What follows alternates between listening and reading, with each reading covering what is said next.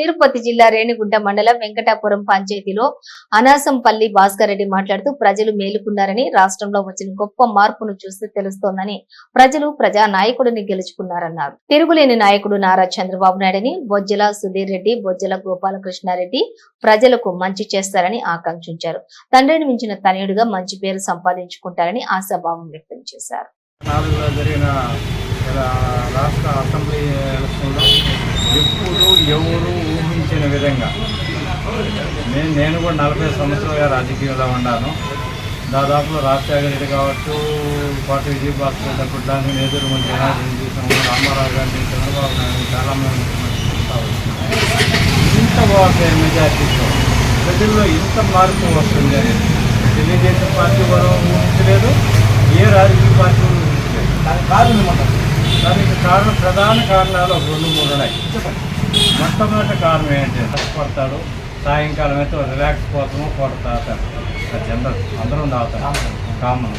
దాన్ని నువ్వేం చేసినావు, 50 రూపాయలని చేసుకుపోయినావు, ఒకేసారి 200 రూపాయలు చేసినావు. 200 రూపాయలు చేసినాక కనీసం తాగే ముందు ఏమైనా మంచి ఇస్తున్నావా? లేదు. రెగ్యులర్గా ఏమైనా వారం రోజులు 10 రోజులు తాగినారంటే ఇప్పుడు కడుపు నొప్పి రావడం, వాంతి రావటం, వాడు అన్ని రకాల అనారోగ్యాలు బాధ.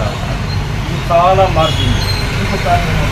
నలుగురికి ఇంకా మన రాష్ట్రం ఎంత అభివృద్ధి ఉంది, మన పిల్లల భవిష్యత్తు బాగుపడుతుంది అనే కారణం ఇంత టార్గెట్. ఇప్పుడు ఇంత బొమ్మ తయారీతో రాష్ట్రంలోనే ఇప్పుడు మంచి ఒక విస్తార స్థాయిలో గెలుపొందారు. దాంట్లో ఇప్పుడు రాష్ట్ర ప్రజలు ఏం చెప్పాలి, ఒక కార్యకర్తగా కావచ్చు, ఒక అభిమానిగా కావచ్చు, ఏదైనా సరే ఏం చెప్పాలి. నేను ఆ విషయాన్ని వచ్చినప్పుడు నేను అభివృద్ధి చేస్తున్నాను. రాష్ట్రాన్ని అభివృద్ధి కార్యక్రమంలో నడిపిస్తాడు 100%. దానికి ఎటువంటి డౌట్ ఏం లేదు. ఉండేది వచ్చేసి ప్రజలకి ఏదైతే అవసరమో దాన్ని ముందు చూపుతాం. చంద్రబాబు నాయుడు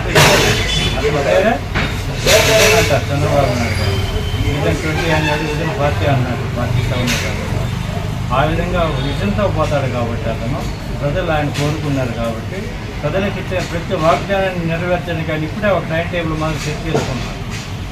ఆయన అందరూ 12 గంటల 8 గంటల నిద్రపోతామంటే ఆయన నిద్రపోయి 4 గంటలు 10 గంటలు వస్తారు.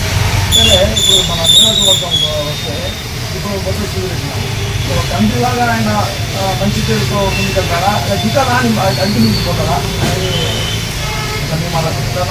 ఎలక్షన్ కోడ్ రాకముందుగానే ఎలక్షన్ల ప్రచారానికి తిరుగుతున్న నేను కూడా తిరుగుతున్నాను.